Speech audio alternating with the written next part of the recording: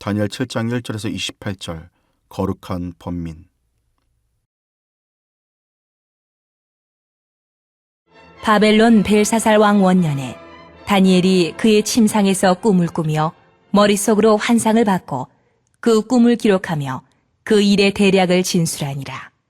다니엘이 진술하여 이르되 내가 밤에 환상을 보았는데 하늘에 네 바람이 큰 바다로 몰려 불더니 큰 짐승 넷이 바다에서 나왔는데 그 모양이 각각 다르더라. 첫째는 사자와 같은데 독수리의 날개가 있더니 내가 보는 중에 그 날개가 뽑혔고 또 땅에서 들려서 사람처럼 두 발로 서게 함을 받았으며 또 사람의 마음을 받았더라. 또 보니 다른 짐승 곧 둘째는 곰과 같은데 그것이 몸 한쪽을 들었고 그 입의 이 사이에는 새 갈빗대가 물렸는데 그것에게 말하는 자들이 있어 이르기를 일어나서 많은 고기를 먹으라 하였더라.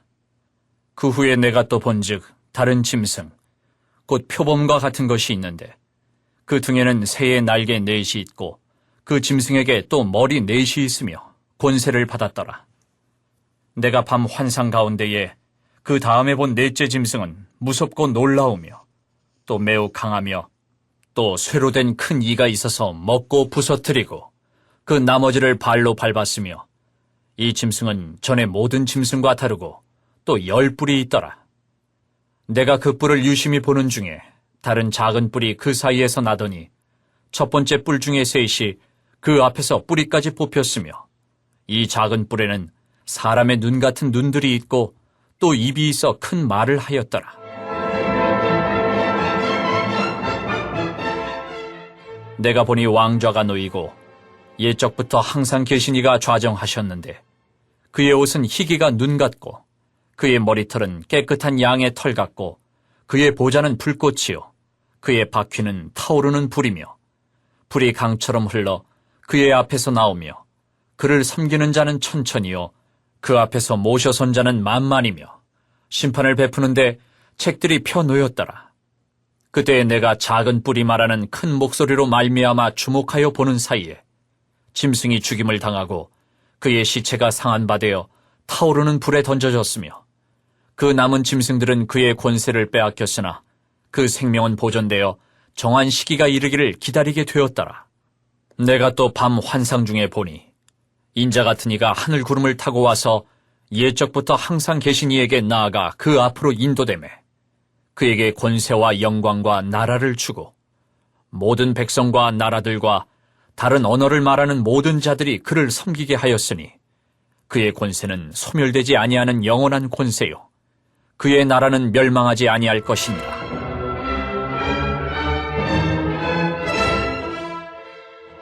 나 다니엘이 중심에 근심하며 내 머릿속에 환상이 나를 번민하게 한지라.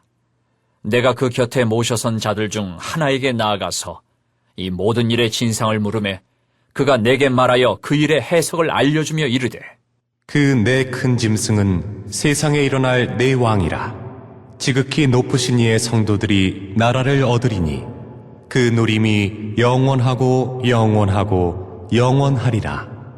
이에 내가 넷째 짐승에 관하여 확실히 알고자 하였으니 곧 그것은 모든 짐승과 달라서 심히 무섭더라. 그 이는 쇠요 그 발톱은 노시니 먹고 부서뜨리고 나머지는 발로 밟았으며 또 그것의 머리에는 10뿔이 있고 그 외에 또 다른 뿔이 나오매 세 뿔이 그 앞에서 빠졌으며 그 뿔에는 눈도 있고 큰 말을 하는 입도 있고 그 모양이 그의 동류보다 커 보이더라.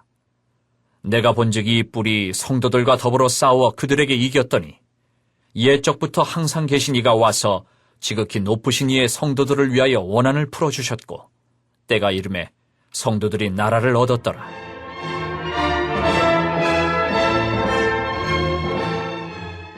모신자가 이처럼 이르되 넷째 짐승은 곧 땅의 넷째 나라인데 이는 다른 나라들과는 달라서 온 천하를 삼키고 밟아 부서뜨릴 것이며 그 10뿔은 그 나라에서 일어날 10왕이요 그 후에 또 하나가 일어나리니 그는 먼저 있던 자들과 다르고 또 새 왕을 복종시킬 것이며 그가 장차 지극히 높으신 이를 말로 대적하며 또 지극히 높으신 이의 성도를 괴롭게 할 것이며 그가 또 때와 법을 고치고자 할 것이며 성도들은 그의 손에 붙임바 되어 한 때와 두 때와 반 때를 지내리라.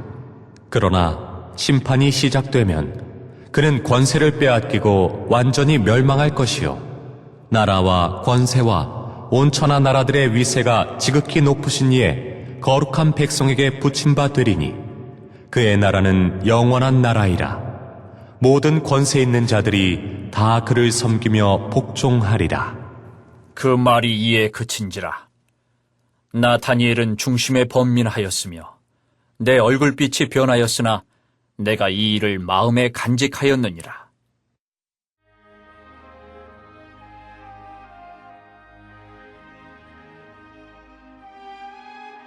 1절에서 14절 내 짐승 환상. 본문 5절 후반부에 보면 곰 같은 짐승을 향하여 말하기를 일어나서 많은 고기를 먹으라고 하였습니다. 이는 바사의 탐욕을 나타내기 위한 표현이었습니다. 이미 입안에 고기가 가득한데 이제 본격적으로 일어나서 더 많은 고기를 먹으라는 것입니다. 실제로 바사 제국은 탐욕스러웠던 것으로 유명했습니다. 바사 곧 페르시아는 근동 지역 전체를 정복한 것만으로도 모자라 유럽까지도 정복하려고 했습니다. 그 과정에서 수많은 인명을 살상하는 엄청난 악행을 저질렀습니다. 그런데 온 세상을 지배하던 그 시기는 2세기 만에 멸망하게 되는데 그 이유는 그들의 지칠 줄 모르는 탐욕에서 비롯된 악으로 말미암은 것이었습니다. 즉 하나님은 탐욕으로 엄청난 악행을 저지른 페르시아를 심판하신 것입니다. 이러한 역사적인 사실을 알면 탐욕을 고집하는 것이 결국 멸망의 길, 심판의 길로 들어서게 된다는 교훈을 얻게 됩니다. 15절에서 28절 환상 해석. 본문 15절에서 다니엘은 번민하고 있습니다. 그가 번민한 이유는 묵시가 의미하는 바를 몰랐기 때문이 아닙니다.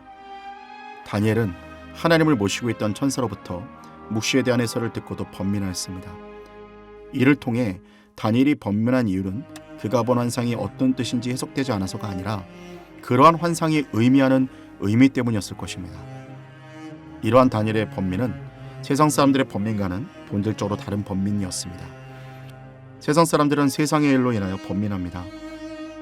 재물과 권력과 건강과 명예와 외모와 직장과 같은 것들로 인해 번민하며 그로 인한 정신적 심리적인 고통을 겪게 됩니다. 그러나 다니엘은 그러한 세상적인 일로 번민한 것이 아닙니다. 다니엘을 번민케 한 것은 오직 신령한 일 때문이었습니다. 성도가 해야 할 번민은 바로 이러한 번민입니다. 내가 어떻게 잘 먹고 잘 살지를 걱정하는 것이 아니라 어떻게 하나님의 뜻을 알 수 있을까?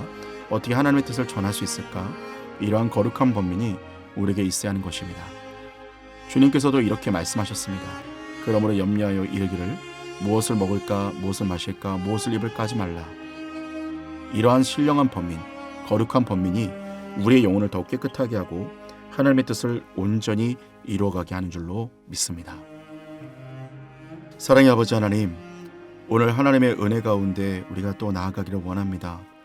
오늘 세상적인 여러 가지 해야 할 아무 의미 없는 번민들, 하나님께서 하지 말라 하셨던 하나님의 그 뜻을 반대되는 여러 가지 고민과 걱정과 근심들, 우리의 마음을 괴롭게 하는 모든 것들, 세상의 정욕과 안목의 정욕과 이생의 자랑을 내려놓게 하여 주시고 오직 하나님만을 의지함으로 또한 하나님의 영광을 위한 고민만이 우리 가운데 있게 하여 주시옵소서. 우리 안에 하나님의 영광을 위해 살고자 하는 그 몸부림이 우리 안에 있을 때 하나님께서 우리를 더욱더 영적인 은혜와 능력으로 이끌어 주실 줄로 믿습니다.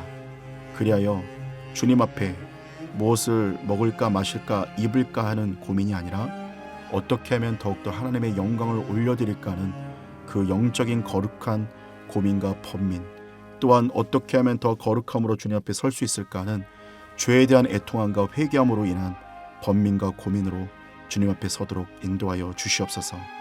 함께 하실 것을 믿사옵고 감사드리며 예수님의 이름으로 기도합니다. 아멘.